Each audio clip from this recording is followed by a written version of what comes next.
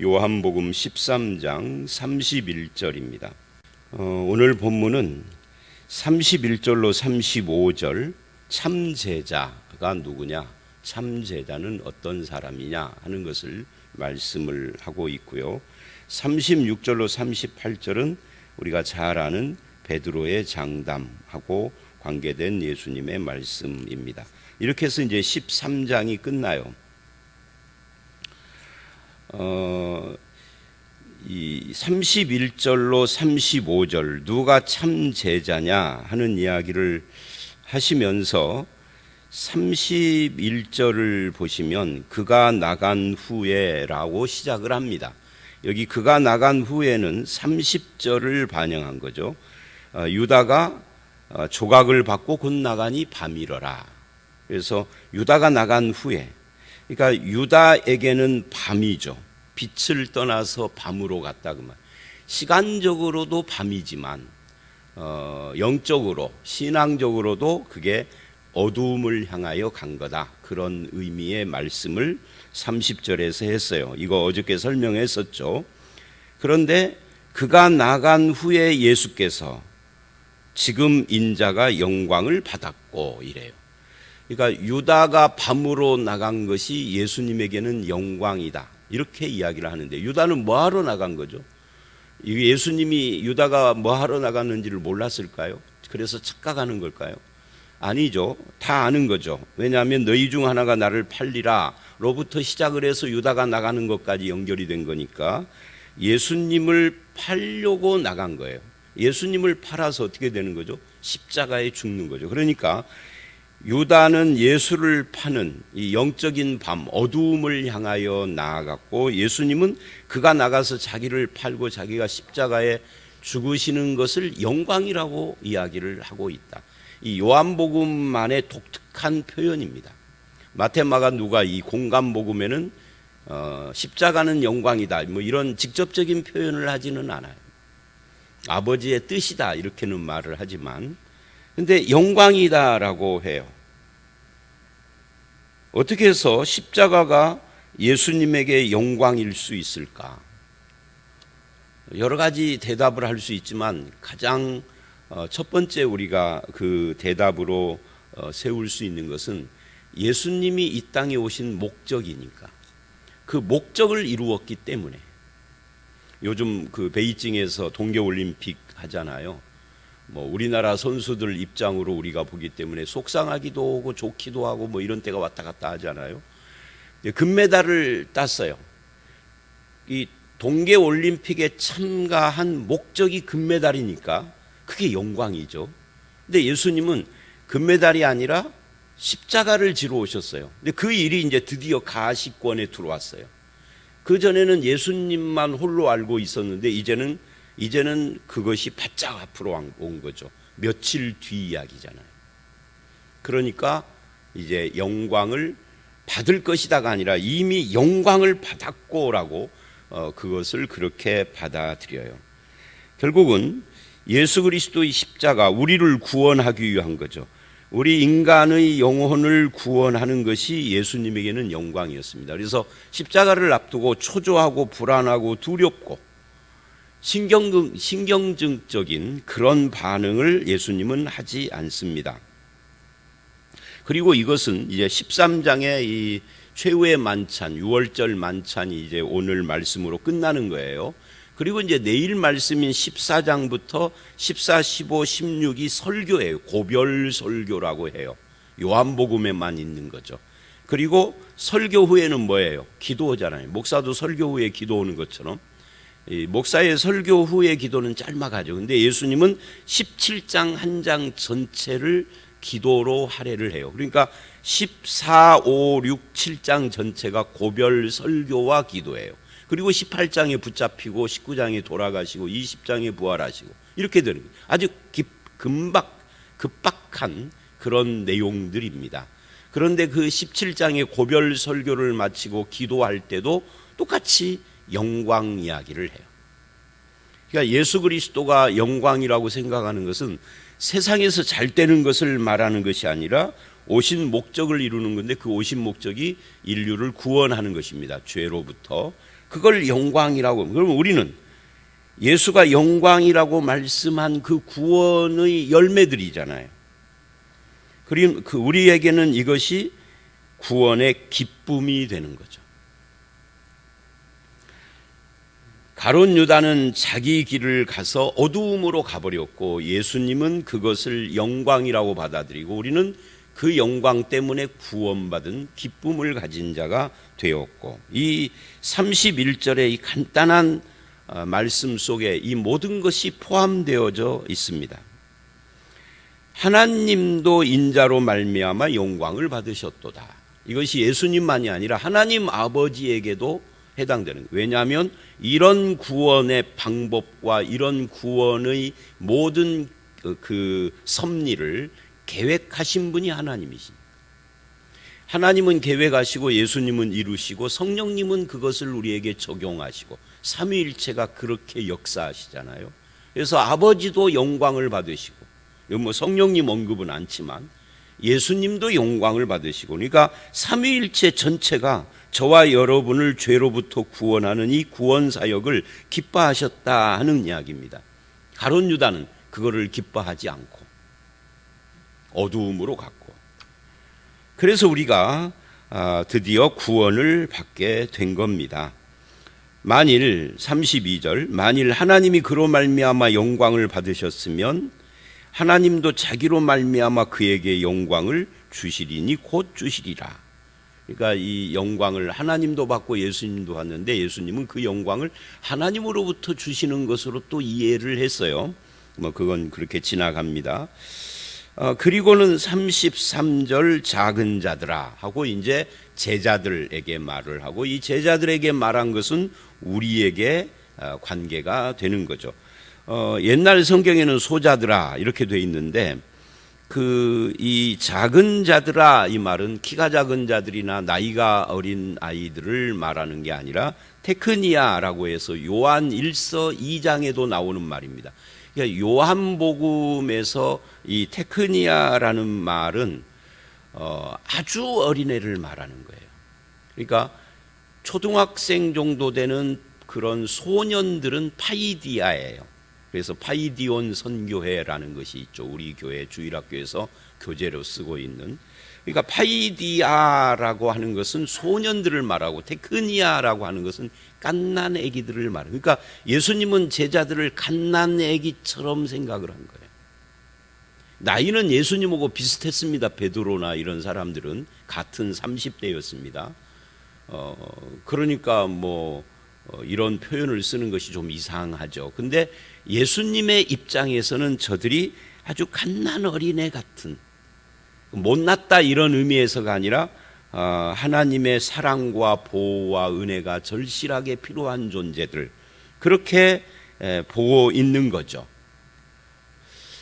아마 저와 여러분을 바라볼 때도 마찬가지입니다. 베드로나 이런 사람들은 30대고 예수님의 제자들 중에 가장 어린 사람은 몇 살이었는지 몰라도 그보다 더 어려서 20대 중후반이나 이렇게 됐을지도 모르죠. 그러나 어린 이 테크니아는 아닌 거예요. 근데 테크니아라고 아주 어린 애라고 이렇게 부른 것은 저들이 영적으로 아직 보호받아야 될 아주 어린 애기 같은 존재이다. 그런 의미에서 저와 여러분들도 똑같다. 성령께서 우리를 그렇게 보호하시고, 물론 삼위일체 다가 그러지만, 그런데 여기서는 이제 예수님이 그들을 그렇게 보호하시는 것과 연관을 시켜요. 내가 아직 잠시 너희와 함께 있겠노라. 그러니까 이 너희와 함께 있는다, 이것과 테크니아라고 하는 아주 어린애 이것과 연관이 돼. 내가 너희를 아직은 부모가 아이를 감싸듯이 너희와 함께 있겠다, 그런 뜻입니다. 너희가 나를 찾을 것이나, 그러니까 어느 순간이 오면은 나를 찾을 것이나 일찍이 내가 유대인들에게 너희는 내가 가는 곳으로 올 수 없다고 말한 것과 같이 지금 너희에게도 이르노라. 그러니까 너희에게도 똑같이 내가 지금 이제 어떤 길을 가려고 하는데 너희는 그 길을 못 온다. 제자들은 이게 무슨 말인지 못 알아들었어요. 그래서 36절 시몬 베드로가 어디로 갑니까 하고 묻잖아요. 우리는 알죠. 왜냐하면 그 다음 이야기를 아니까. 그럼 어디로 간다는 거예요? 일단은 십자가를 지시고 그 다음에 죽으신 뒤에 부활하셨다가 그리고 40일 만에 어떻게 해요? 아버지께로 가죠. 이게 17장에 그 이야기를 합니다. 다시 그 하나님 아버지와 함께 누렸던 그 영광으로 돌아간다. 그러니까 십자가를 지는 영광과 아버지께로 돌아가는 영광, 이 둘은 다른 거예요. 십자가를 지는 이 영광은 독사의 영광이라고 그래요. 이 독사의 영광이라는 것은 심판하시고 뭐 세상을 완전히 통치하시는 그런 하나님으로서가 아니라 다 내려놓고 인간을 위하여서 은혜를 베푸시는 그런 하나님의 성품적인 영광을 말하는 건데, 그게 이 땅에 오신 성육신의 목적인 거죠. 이유이고. 그런데 이제는 그 일을 다 마치고 십자가에 죽고 부활하셔서 아버지와 함께하는 그 천상의 영광으로 돌아가는 그런 건데, 여기서 지금 그 이야기를 하는 겁니다. 그곳에 너희는 아직 올 수 없다. 그런데 후에는 따라오리라 라고 36절에 이야기를 해요. 근데 유대인들에게는 후에는 온다라는 말을 안 해요. 그러니까 그 아버지와 함께하는 천상의 영광에 들어가는 자와 들어갈 수 없는 자로 인류는 나뉘는 거죠. 누가 들어가고 누가 못 들어가죠? 그 기준이 믿음입니다. 인간의 입장에서 보면 회개하고 믿는 거, 뭐 요한복음은 거기까지 지금 말하고 있지 않지만, 하나님의 입장에서는 택한 자들이죠. 어떤 눈으로 바라보느냐에 따라 다르지만 이건 같은 거예요. 어쨌든 다시 33절, 내가 가는 곳에 올 수 없다 라고 그렇게 이야기를 합니다. 그러면서 내가 가는 곳에 후에는 올 텐데, 36절, 그 올 수 없는 지금과 오게 될 후에 사이에 어떤 삶을 살아야 하느냐, 이게 33절, 34절, 35절입니다. 그러면 그 삶이 뭐냐라고 할 때 참 제자의 삶을 살아라예요. 그게 뭐죠? 세 계명이죠. 세 계명을 지키는 삶.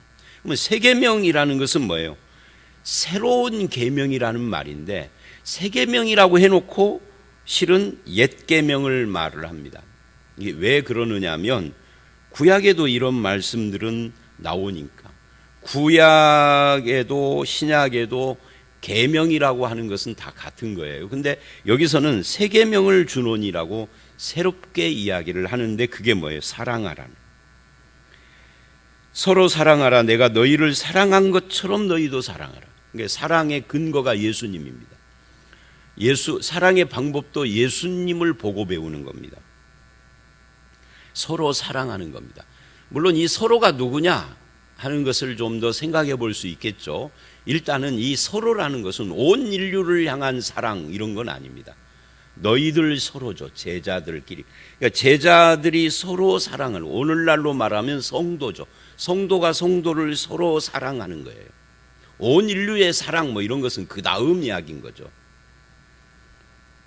그러니까 제자들이 서로 사랑하는 것이 세 계명인데, 서로 사랑하는 그 근거와 기초는 예수 그리스도처럼이고, 그렇게 사랑할 때 맺어지는 열매가 뭐냐면 35절, 이로써 모든 사람이 너희가 내 제자인 줄 알리라. 그러니까 나는 예수 그리스도의 제자요라고 말로 떠드는 것은 의미 없다 하는 거예요. 서로 사랑할 때 다른 사람들이, 교회 밖의 사람들이 교회 안의 사람들을 저들은 예수를 따르는 자들이야 라고 한다는 거죠. 제자라는 말이 따르는 자니까, 배우는 자, 따르는 자, 닮는 자니까 예수 닮은 사람들이야. 저것들 또 싸우네. 그럼 예수 닮은 사람이 아닌 거죠. 한국교회는요, 서로 사랑하는 교회가 드물고 서로 싸우는 교회가 무지하게 많아요. 이건 뭔가 잘못된 거죠. 예수님께서 하신 말씀과 정반대죠. 싸우는 이유도 다양합니다. 진리를 위하여라고 싸우는데 사실은 진리를 위하여가 아니라 지성질머리 때문에 싸우고, 하나님 영광을 위하여 싸우는데 돈 때문에 싸우고, 뭐 별의별 것들이 많죠. 뭐 여러 핑계, 교회를 위하여, 교회를 지키기 위하여라고 하지만 사실은 교회가 아니라 자기 파벌 지키는 거고 많아요. 목사파, 장로파, A 장로파, B 장로파, 뭐 별의별 장로파, 안수집사파. 한국 교회가 예수의 제자가 아니라는 것을 증명하는 겁니다. 예수를 따르는 자가 아니고 예수를 닮는 자가 아니고 예수를 배우는 자들이 아니고 그냥 종교인들이죠. 그들은 예수가 가신 곳에 갈 수 없습니다. 왜? 예수님의 제자가 아니니까.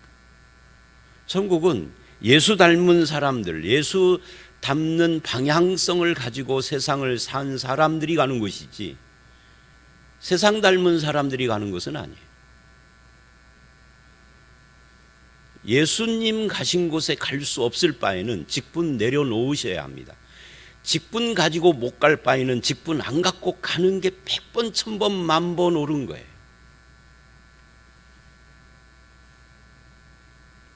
이런 부분들을 우리는 심각하게 생각을 해야 합니다. 구원과 관계되는 거예요.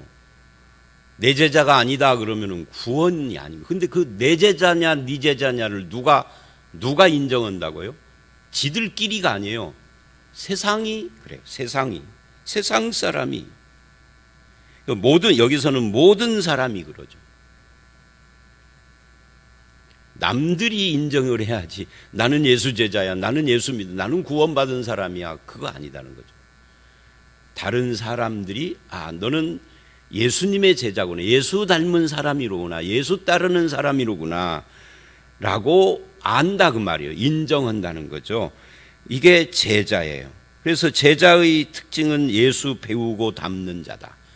그것은 사랑이다 라고 지금 이야기를 하고 있습니다. 여러분은 어떠신지요? 바로 이런 부분에서 우리가 스스로 자기를 점검해 봐야 합니다. 또 우리 개인뿐만 아니라 우리 교회, 서부중앙교회라는 교회 공동체는 어떤 공동체입니까? 경쟁, 다툼, 대결의 공동체입니까? 아니면은 서로 사랑하는 그런 공동체입니까?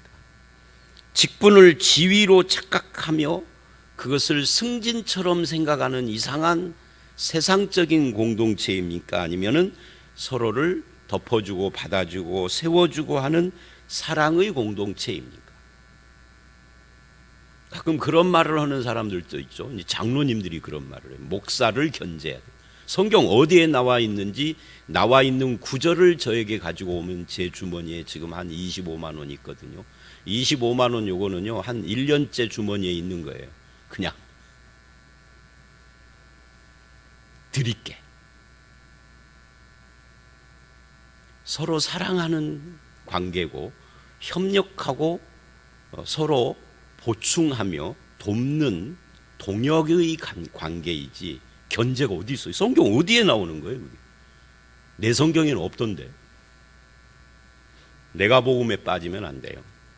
그렇게 살다가 지옥 가시느니 차라리 직분 안 갖고 천국 가는 게 좋아. 지금 이 설교를 이 현장이 아닌 녹음된 걸 듣는 저 교회 무슨 문제가 없어요. 없어. 한국교회 전반적인 이야기입니다. 지금 교회를 다니다가 안 다니는 수많은 사람들에게 설문조사를 했을 때 교회를 이탈한 이유 1번이 다툼입니다. 교회 안의 분열과 다툼. 이건 뭐 제 이야기가 아니에요. 언론기관의 조사예요. 자, 그래서 이 본문 말씀이 우리에게 뼈아픈 이야기예요. 여러분은 어떤 그리스도인입니까? 서로 사랑하는, 예수 닮는, 그리고 남들이 그걸 인정을 하는 그런 공동체, 그런 성도가 되어야 합니다. 그렇게 우리를 구원하시려고 십자가를 지시고 그걸 영광이라고 말씀하시는 예수님입니다. 유다처럼 어두움으로 가지 말고 예수 그리스도를 닮은 빛 가운데서 사는 성도가 되셔야 합니다. 자, 36절로 38절 시몬 베드로가 이르되 주여 어디로 가십니까? 예수님이 대답하되 내가 가는 곳을 네가 지금은 따라올 수 없지만 후에는 따라오리라. 너도 언젠가는 나처럼 죽게 되고 언젠가는 나와 같이 이 세상에 있지 않고 하나님 나라에 나와 함께 있을 것이다. 이 말씀, 이 질문에 대한 대답을 좀 더 적극적으로 하신 것이 이제 내일 말씀인 14장입니다. 14장은 이 주제를 기본으로 하고 하신 말씀이에요. 물론 대화부터 시작을 하지만, 그러니까 후에는 따라오리라 라고 이제 대답을 했어요. 그러니까 베드로가 이래요. 주여, 지금은 어째서 따라갈 수 없습니까? 베드로는 모르니까, 이해하지 못하니까, 예수님의 십자가, 부활, 승천 이런 걸 아직 모르니까 내가 주를 위하여 목숨을 버릴 수 있습니다 라고 해요. 지금 예수님 죽는 거 이야기하십니까? 나도 주를 위하여. 근데 예수님은 십자가의 죽음만 말하는 건 아니죠. 부활, 승천 다 이야기하는 거죠. 천국까지. 그러자 예수님이 그 유명한 말씀을 해요. 네가 나를 위하여 내 목숨을 버리겠느냐? 내가 진실로 진실로 내게 이르노니 닭울기 전에 3번 나를 부인할 것이다. 이 베드로의 약함에 대한 이야기입니다. 여러분, 베드로는 감정이 굉장히 앞서는 사람이에요. 성격도 아주 다혈질이겠죠. 급한 사람이겠죠. 그런데 온전한 헌신은 감정만 가지고 되는 건 아니죠. 사랑도 물론 그렇고요. 그래서 예수님이 그의 약함을 지적하시는 겁니다. 이 신앙이라는 것, 신앙의 성장이라는 것은 은혜를 체험하는 것이지만 그것이 사람의 감정하고도 일정 부분 연관이 돼 있어서 감정 표현이 빠른 사람이 신앙이 좋은 사람인 것처럼 보여요, 현실적으로. 그런데 주님은 그렇게 생각하지 않는 거죠. 우리나라의 남성분들, 외국의 남자들은 모르겠는데 우리나라의 남성은 내가 남자라 잘 알잖아요. 저도 목사라서 설교를 하지만 실은 개인적으로는 감정 표현을 잘 못하는 사람이에요. 뭐 왜 그러는지 모르겠어요. DNA가 그러는지 문화가 그러는지 아니면 저 개인의 성격인지 그건 모르겠는데 감정 표현을 잘 못해요. 근데 감정 표현을 베드로처럼 즉각 잘 못한다고 신앙이 약한 건 아니에요. 어차피 인간은 다 연약한 자들입니다. 그래서 예수님께서 닭울기 전에 3번이라고 말을 합니다. 이런 의미에서 이제 이 이야기의 결말이 아직 안 나왔지만 나중에 이제 18장에 잡히고 뭐 하시면서 이 결론이 나오지만 결국은 베드로는 연약한 자였던 겁니다. 예수님께서 그를 위하여서 기도하시고 그를 지켜주시고 그렇게 하지 않으면, 즉 하나님의 은혜가 아니면 스스로 신앙의 능력자가 될 수는 없습니다. 그래서 신앙이란 뭐냐 할 때 결론적으로 그런 거예요. 더욱 주님을 의지하는 거다. 장담하는 것이 아니고 주님을 더 의지하고 겸손히 그러는 것이 신앙이다. 언제까지? 죽을 때까지 그러는 거죠. 뭐 한 60까지는 그렇게 살고 60대 중반이 넘어가면은 이제 그럴 필요가 없이 신앙이 단단해지고 막 이렇게 되는 건 아니에요. 그 젊었을 때보다 덜 흔들리기는 하겠죠. 흔들리는 것은. 흔들리지 않는 것을 신앙이 좋은 것에 전부라고는 다라고는 말 못해요. 자, 오늘 말씀 여기까지입니다. 그래서 우리는 2가지 오늘 말씀, 예수님처럼 서로 사랑하는 제자가 돼야 한다. 2번째, 우리는 우리의 연약함을 인정하고 주를 더 의지해야 된다. 이 2가지를 이야기를 하고 있는 겁니다. 예수 그리스도의 제자의 삶, 주님을 의지하고 서로 사랑하며 예수 그리스도처럼 그렇게 주님을 배우고 닮는 길을 걸어가는 저와 여러분들이 다 되시기를 주의 이름으로 축원합니다. 함께 기도하겠습니다. 하나님, 참 제자인 줄 알리라 라고 말씀하실 때 내 스스로가 아는 것이 아니라 다른 사람들이 그렇게 우리를 인정한다라고 말씀하셨는데 그것은 우리가 뜨거운 열심을 가지고 있기 때문이 아니라 서로 사랑하는 것으로 알게 된다라고 말씀하셨습니다. 우리 공동체가 서로를 사랑하는 공동체, 성도가 성도를 사랑하며 세우는 그런 공동체가 되게 해 주시옵소서. 한국교회의 고질 중에 하나이니 다툼, 경쟁, 미움, 또는 파벌 이런 모든 것들이 다시는 우리 교회를 어지럽지 않게 하시고 또 한국 교회를 흔들지 못하게 하시고 진리 안에서 서로 사랑하는 그런 교회와 제자들이 다 되게 하시며 또한 우리의 연약함을 주님께 의지하고 맡기며 주를 의지하는 믿음의 삶을 살아가도록 주님 우리를 붙들어 주시옵소서. 오늘 이 하루도 사랑하는 삶, 주님을 의지하는 삶 살기를 원하옵고 예수님 이름으로 기도드려 싸움나이다. 아멘.